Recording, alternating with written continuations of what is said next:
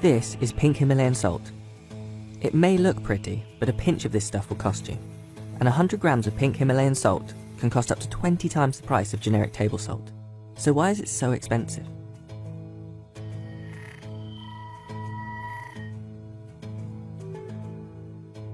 Pink Himalayan salt has gathered a cult following.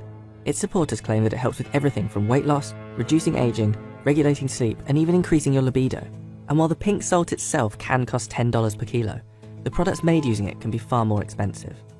But what actually is the difference between types of salt, and where have these claims come from? To get an idea of what makes pink Himalayan salt different, we need to look at the different types of salt in the industry. Table salt is often made by drilling into underground seabeds, pumping out the salt water, and then refining it in purification plants. Natural minerals like magnesium or potassium are taken away. Sea salt is made by evaporating seawater using the sun or indoor heaters. Unlike table salt, it normally has no extra chemicals added, and its natural minerals stay intact. Rock salt is different. In certain regions of the world, buried hundreds of feet below the ground, are the remains of evaporated seas. This mineral, halite, gets harvested by drilling the rock face, crushing the salt and splintering it into pieces.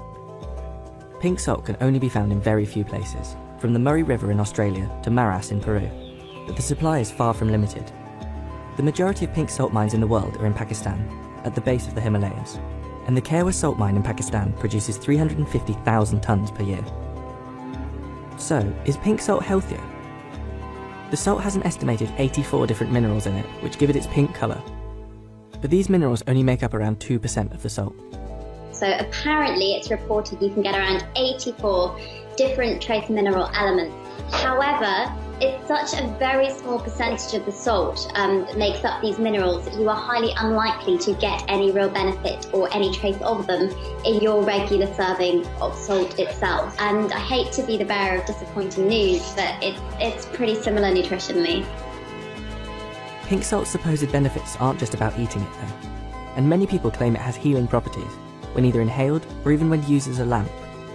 I can see why trends come about. So, for instance, there's a lot of different homeopathic remedies that can seem very, very appealing, but actually because they're not grounded in evidence, a lot of the time, a small hint of something having a promise can get blown out of proportion, especially when it comes to the media, especially in terms of beautiful looking items. And I think pink salt, of course, is a lot more appealing for a lot of people when you compare it to your regular white salt.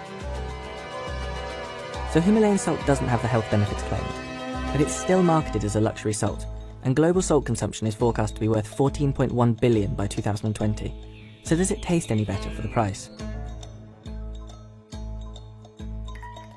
I think it tastes nicer, but I don't know if I just think it tastes nicer because I know it's meant to taste nicer. It doesn't taste that different. It's a bit less harsh on the palate.